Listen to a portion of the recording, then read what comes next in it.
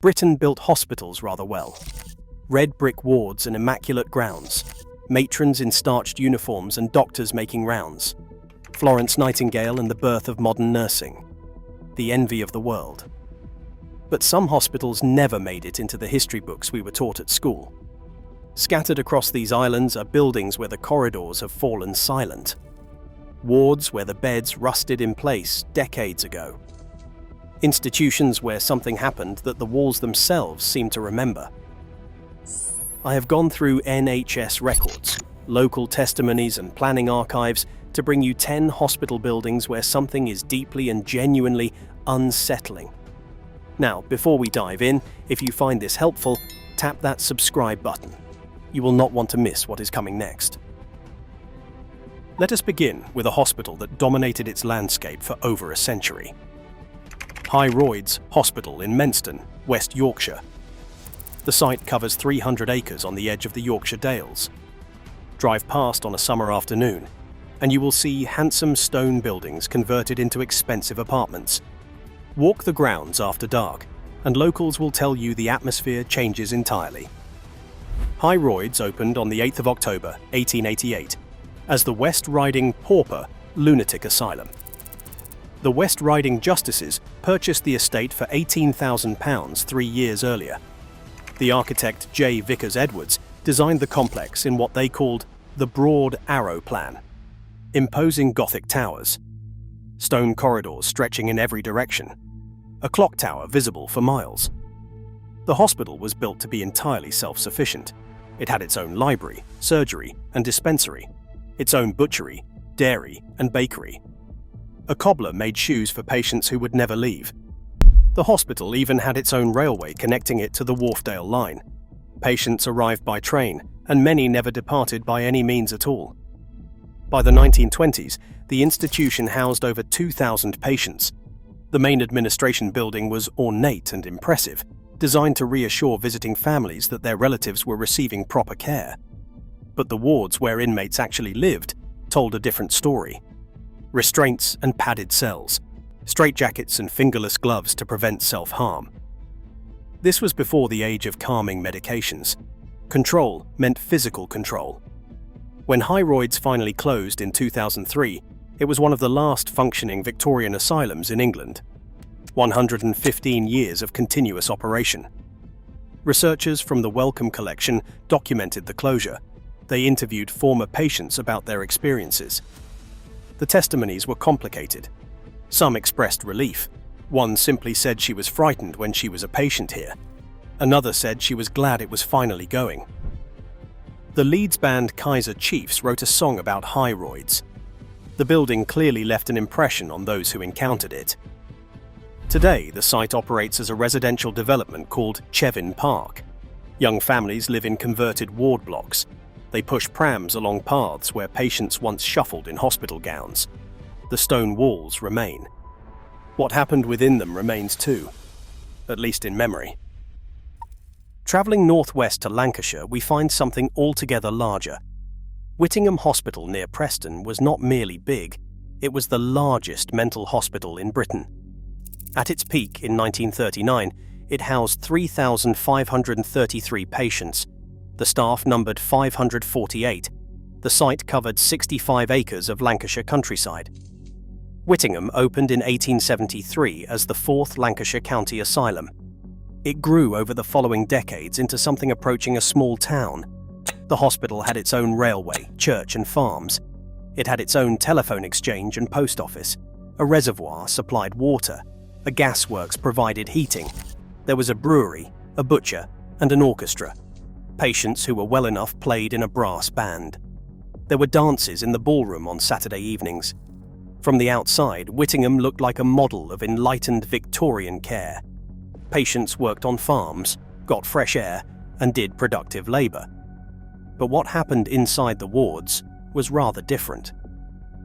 On the 18th of July, 1967, the Student Nurses Association held a meeting with the senior nursing tutor. They submitted serious complaints of cruelty, ill treatment, and fraud. The head male nurse responded by calling a meeting where students were threatened with actions for libel and slander. Several further complaints were suppressed. It took another year before the hospital management finally announced an inquiry. The report that followed shone light on systematic mistreatment and poor operations throughout the institution. It exposed financial fraud by staff members. One nurse was convicted of manslaughter of a patient. The Whittingham scandal became a turning point in British mental health care. It demonstrated that isolated institutions with little oversight could become places of abuse rather than healing. One former staff member described the buildings as outdated in every single way possible, looking like something out of a Gothic horror film. The complex was demolished in 2016. Nothing remains above ground. But the records survive. The testimonies survive. The families of patients who suffered there have not forgotten. Heading west into North Wales, we find the most visually dramatic ruin on this list. The North Wales Hospital at Denbigh sits on a hillside above the Vale of Clwyd. Even in decay, the building dominates the landscape. A massive U-shaped range in Jacobean style, with a central clock tower rising above crumbling wards. This hospital was built differently from the English asylums. It was constructed by public subscription out of concern for Welsh-speaking patients who had previously been sent to institutions in England. Imagine being confined in a place where nobody speaks your language, where you cannot express your distress or be understood. The campaign to build a Welsh asylum attracted donations from across the nation. Queen Victoria herself contributed £50. Prince Albert matched her gift. The hospital opened in 1848. The architect Thomas Fulljames of Gloucester designed the original buildings. Extensions followed in the 1860s and throughout the 20th century. By 1956, there were 1,500 patients. The institution employed hundreds of local people. It was the economic heart of the community.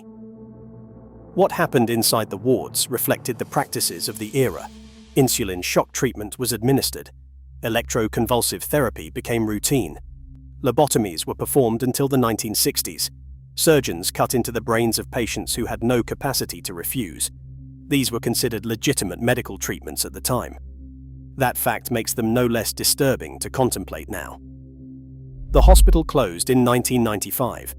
Since then, the buildings have suffered catastrophic decline. There has been widespread looting and vandalism. Multiple arson attacks included major fires in November 2008 and April 2018. Fires in February and July 2017 resulted in sections being demolished for safety reasons. Urban explorers who have documented the interior describe a profound sense of sadness. You cannot help but think of the many people who passed through this hospital. Some never made it back out. Denbighshire Council compulsorily purchased the site in 2018. £7 million has been allocated for redevelopment. But for now, the clock tower still stands. The wards still crumble. The hill still remembers. Now we must shift to something harder. Places where darkness came from the sky itself. Severals Hospital in Colchester, Essex opened its doors in May 1913. The foundation stone had been laid by Sir Thomas Barrett Leonard in June 1910. The institution was known as the Second Essex County Asylum. By 1937, it housed 2,000 patients across 26 ward blocks. A small city of the unwell, hidden in the Essex countryside. The hospital pioneered certain treatments that we would now consider barbaric. In the 1950s, psychiatrists experimented with frontal lobotomies. They surgically destroyed portions of patients' brains in attempts to modify behavior. The intake criteria during the early years were sometimes extraordinary. Some women ended up confined to the wards for being raped. Others were institutionalized for having an illegitimate child. Social transgression was medicalized. Difference was pathologized. Then came the night of the 11th of August, 1942. At 1:40 in the morning, the stillness was shattered. The Luftwaffe was bombing Colchester. 3 high-explosive bombs were dropped on the town. Each contained 500 pounds of explosives. One of those bombs hit the west wing of Severals Hospital. 38 female patients were killed. 23 more were injured. These were women who had committed no crime. Women who were confined because society did not know what else to do with them. They died in their beds, in a building that was supposed to keep them safe. A 21-year-old nurse named Muriel Jackson worked through the aftermath. Using only a torch, she directed doctors to the injured. Many of the dead were buried together in Colchester Cemetery. The Commonwealth War Graves Commission maintains records of those who died. They are remembered alongside soldiers who fell in combat. Civilians killed by an enemy that did not distinguish between hospital and factory. The 120-acre site was sold in 2016. Most buildings have been demolished to make way for 1,250 new homes. Families now live where patients once died. The land has been repurposed, but the history remains embedded in the soil. In Liverpool stands a building that has served 3 distinct purposes, each darker than the last. Newsham Park Hospital is a Grade 2 listed building that lies derelict in the Tuebrook area of the city. Its stone facade is still imposing, and its windows are boarded against intruders who come seeking something they cannot quite name. The building opened on the 30th of September, 1874. The Duke of Edinburgh performed the ceremony. He was the 4th son of Queen Victoria, and he was known as the Sailor Prince. The institution he opened was the Liverpool Seamen's Orphan Institution, a charity home for the fatherless children of merchant sailors lost at sea.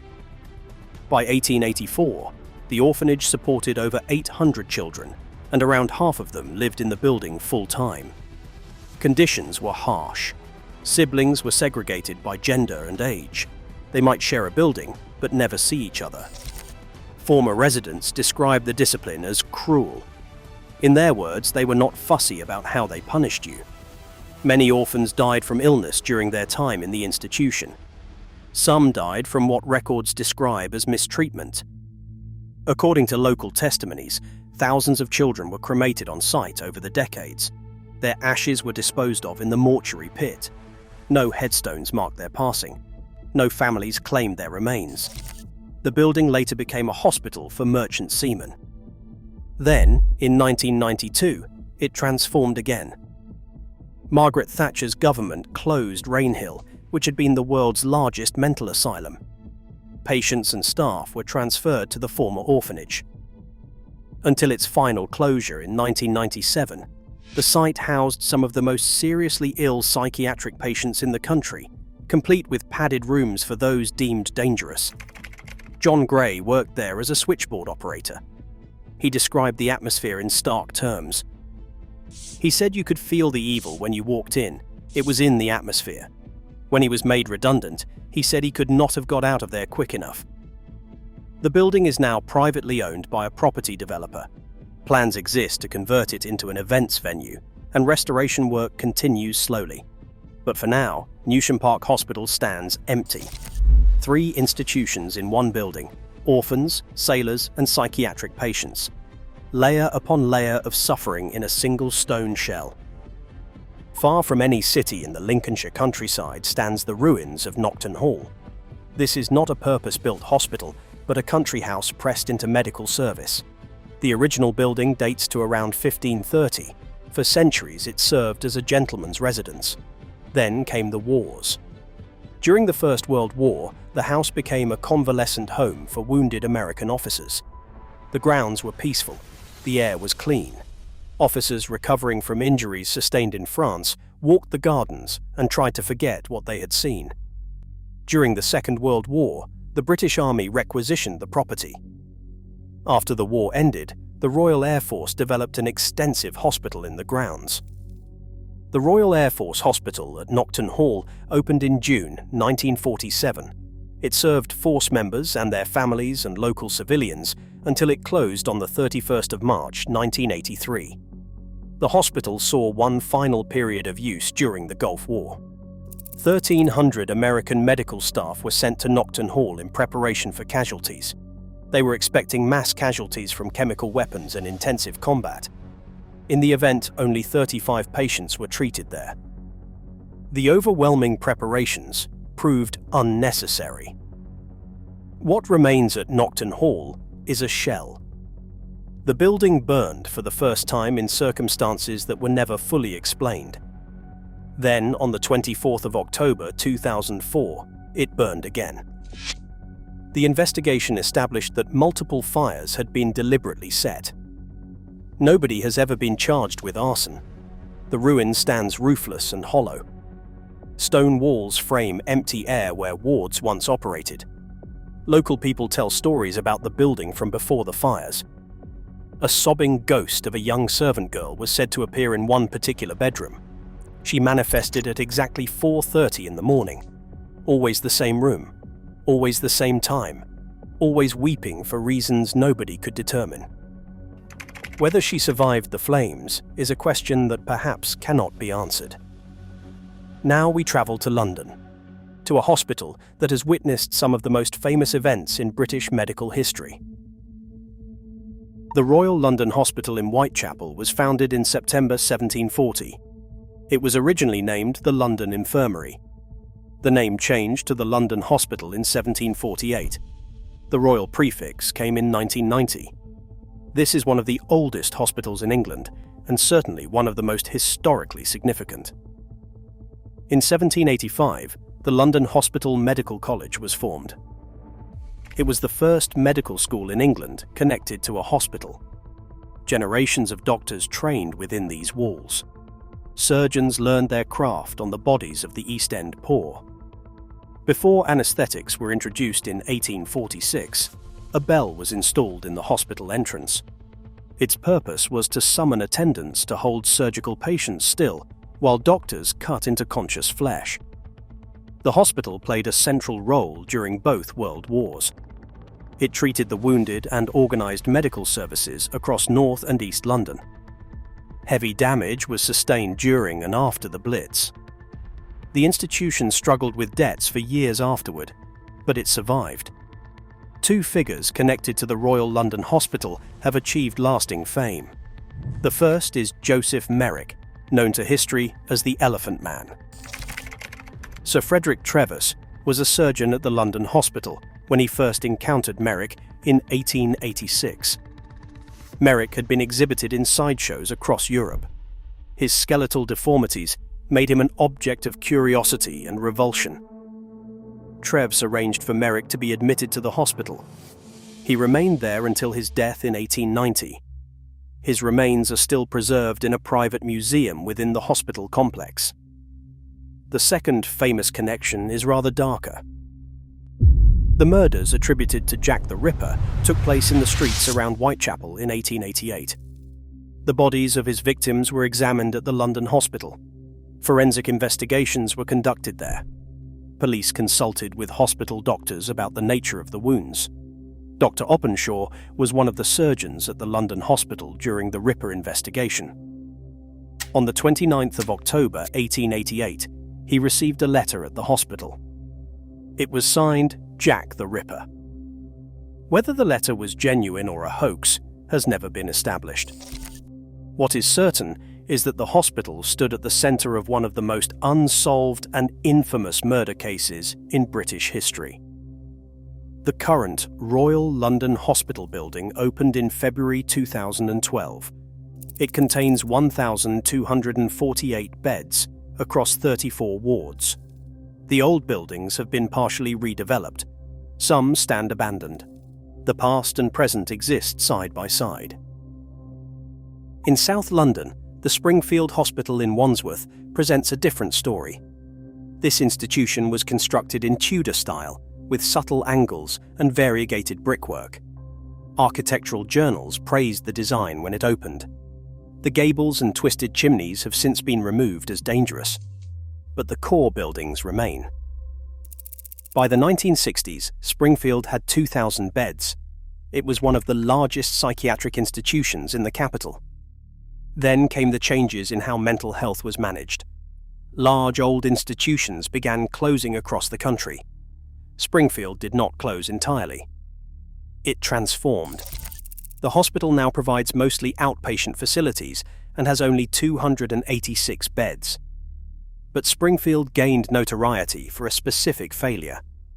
In 2000, an independent report criticised the trust that runs the hospital for serious management and systems failures. A patient named Anthony Joseph had been released. He was a paranoid schizophrenic who believed he was the son of God. He had previously threatened staff. He had a conviction for carrying a knife. He was known to sleep with a machete under his pillow. None of this information was shared with his social worker, Jenny Morrison. Joseph killed her after his release. The trust had failed in its duty of care. A woman died because warnings were not heeded. The report laid bare the consequences of institutional failure.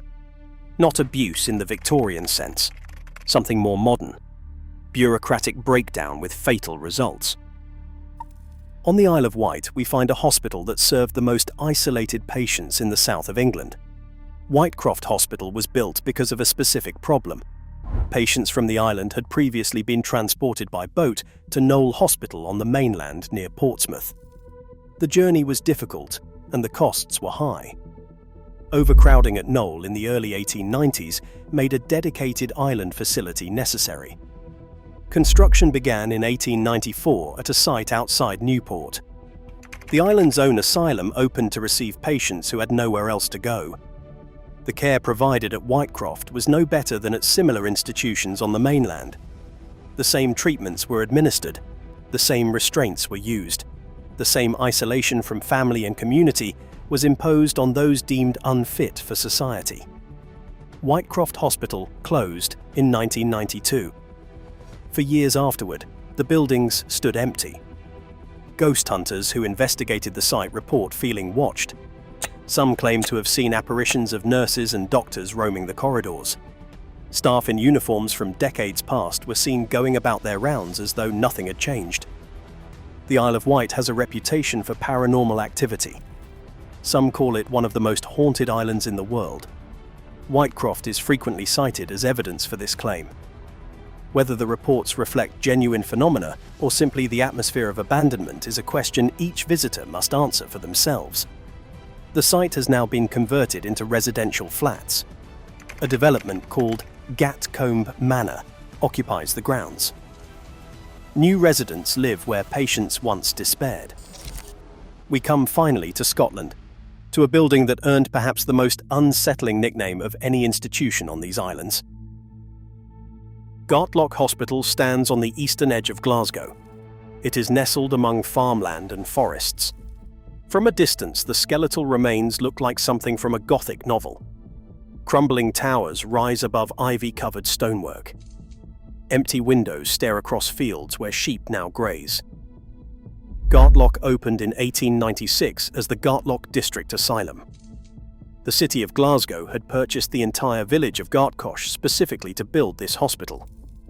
The architect designed the complex in dramatic French Gothic style. The main administration building was so imposing and so ornate that it earned a nickname from locals and staff alike. They called it the Palace of the Mad. At its peak in the 1920s and 30s, Gartloch cared for over 600 patients. Care is perhaps a generous word. The same treatments used elsewhere were used here. The same restraints, the same isolation, the same attempt to manage people who did not fit into society by removing them from society entirely. The hospital closed in 1996, exactly 100 years after it opened. Some of the buildings have been converted into luxury flats. Others stand abandoned. The contrast is striking. Renovated apartments with modern kitchens and underfloor heating sit beside roofless wards where rain has fallen through collapsed ceilings for 3 decades. Gartloch has become one of the most photographed ruins in Scotland. Urban explorers document its decay. Photographers capture the strange beauty of institutional collapse. The Palace of the Mad stands as a monument to an era of psychiatric care that we have left behind, or that we hope we have left behind. The National Health Service currently faces a maintenance backlog of nearly £16 billion. That figure increased by more than 15% in the past year alone. Buildings across the country are deteriorating. Some are beyond economic repair. The question of what to do with our institutional heritage is not merely historical. It is urgent, present, and unresolved. These 10 buildings represent something larger than individual tragedies. They represent a system of care that was often anything but caring. patients confined for decades, treatments administered without consent, lives ended by bombs, by neglect, and by deliberate cruelty. The National Health Service was founded to provide healthcare from cradle to grave. These buildings remind us what came before. They remind us what can happen when institutions prioritize containment over compassion. Please watch the video appearing on your screen next, and do not forget to subscribe to Cottage Dreams. I will see you there. Bye.